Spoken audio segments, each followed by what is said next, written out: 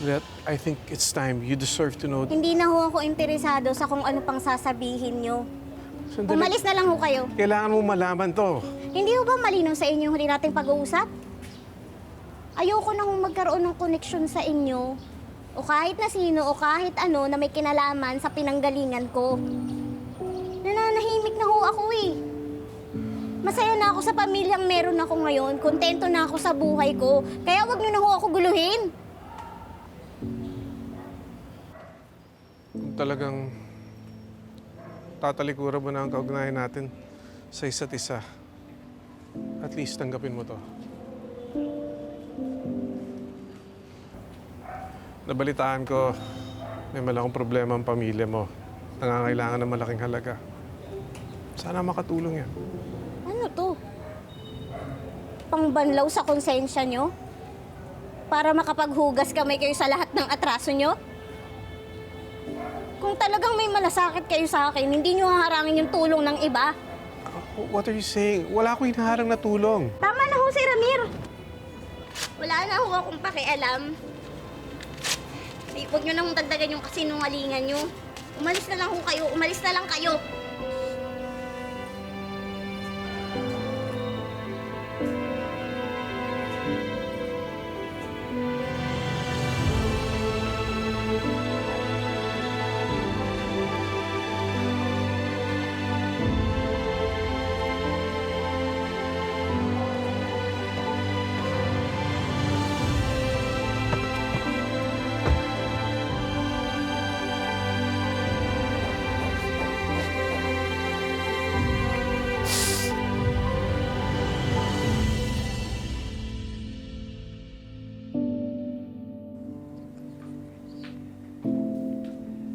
Nak, para sa iyo. Buti nga. Kamusta ka? Ayos ka lang ba? Opo, di na. Okay naman po. Ba't niyo pa nagtanong? Alam mo naman ang best mong si Melay. Numero unong marites. Nak, nabanggit niya sa akin na pinuntahan ka raw ni si Ramir. At nagkasagutan daw kayong dalawa. Sa totoo lang po, Tinang, hindi ko naman po gustong sagutin ng ganun si Sir Ramir eh. Kaya lang hindi ko po napigilan yung sarili ko. Nangibabaw po sa akin yung sakit dahil ayaw niya ako i-recognize na anak niya. Umiral din po yung galit sa akin dahil sa paninira niya sa atin kay Atty. Constantino. Naging dahilan po para bawiin yung pinangakong tulong. Pero anak, ano? Ano kaya yung mahalagang bagay na gusto niyang sabihin sa iyo? Hindi ko po alam, Tinang. Wala na po akong balak malaman. Nasa akin naman na po lahat ng kailangan ko ngayon eh. Meron akong mapagmahal na pamilya at mabuting magulang. Kayo po yun, Tinang. Salamat, Lilet. At itinuturing mo akong tunay mong magulang. Pero, nag-aalala pa rin ako sa iyo. Sigurado ka ba na ayaw mo na magkaroon ng koneksyon sa mga tunay mong magulang? Posible naman na po na mabuo kami. Sila po yung unang nang iwan sa akin. Sila po mismo yung sumira ng pamilya namin. Hanggang doon na lang po yun. Kakalimutan ko na lang din sila pareho.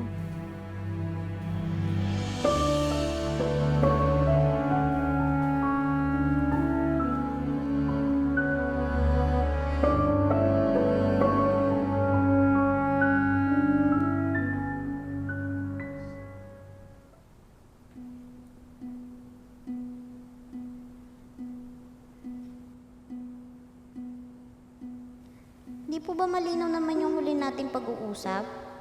Ayoko na magkaroon ng koneksyon sa inyo. O kahit na sino. O anumang bagay na konektado sa inyo at sa pinanggalingan ko.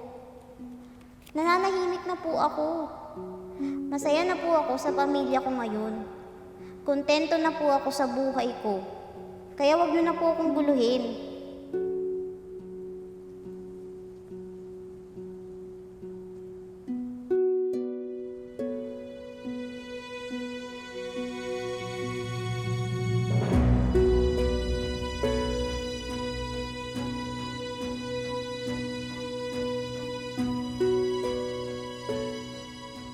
Lilet, kung talagang hindi mo na ako matatanggap bilang ama mo, let me do you this last favor. I will confirm kung tama ang hinala ko. Kung yung Meredith nga ang nanay mo. At pag nakausap ko na siya, I will tell you everything. It will be my final gift to you. Pag nagawa ko na yun, lalayuan na kita. Hindi na kita ulit gagambalain.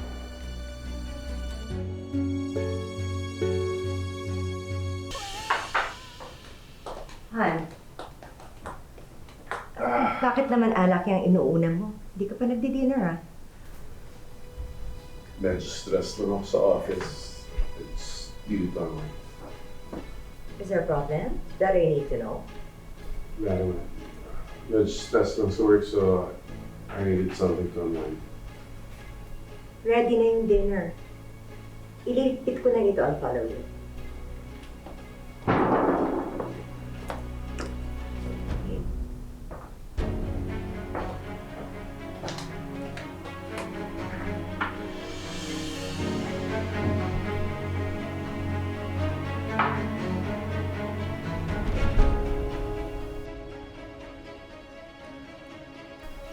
Bakit tinitingnan ng asawa ko ang profile?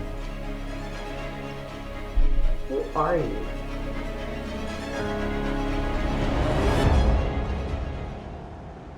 Girl, hindi na talaga ako natutuwa sa panggugo sa akin ni Ino.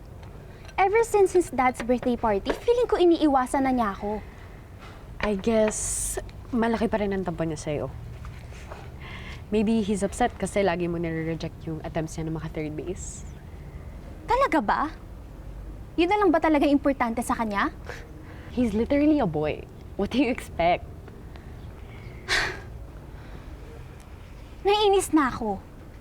Bakit ba kailangan i-complicate pa ni Ino yung relationship namin? We were having fun! Just relax, girl. Okay, chill ka lang. Don't try too hard. Baka mas lalo lang ma-turn off sa'yo si Ito yan.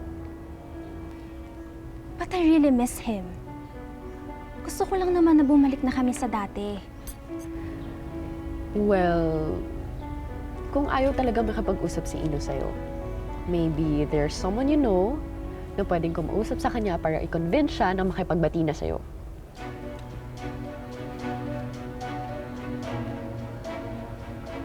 I think I know the right person to do that.